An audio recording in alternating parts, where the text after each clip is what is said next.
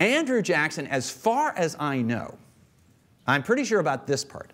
Andrew Jackson is the only president of the United States ever to have killed a man in cold blood.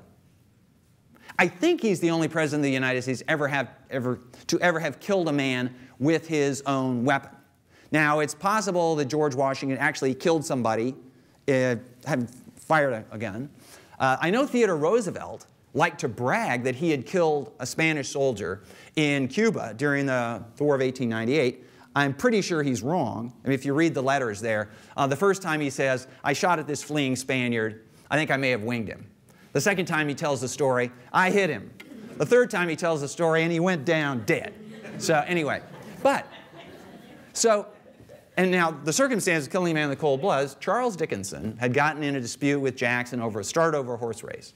But it escalated, and no one knows exactly what Dickinson said to cause Jackson to insist on having recompense. But there's strong reason to believe that Dickinson, who did this in part because he was trying to make a name for himself in the Nashville area, and no better way than to fight a duel with the leading citizen of Nashville.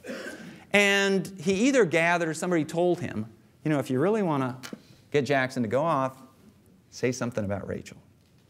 Well, it was said of Andrew Jackson that he was a person in whom you could see his rising temper when he was getting mad.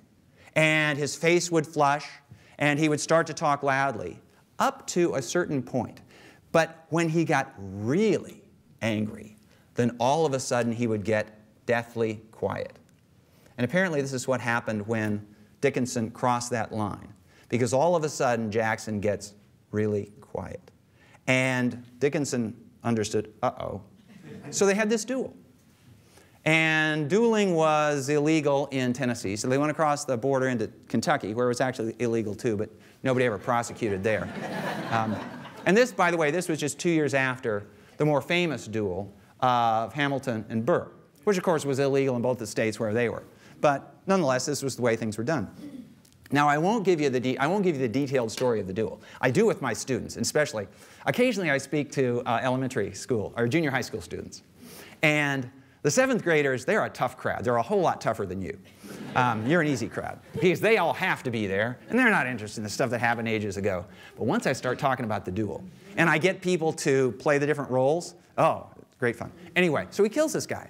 Now, there were plenty of people who thought, this is appalling, that a major public figure kills a man in a duel. Didn't duels go out 100 years ago?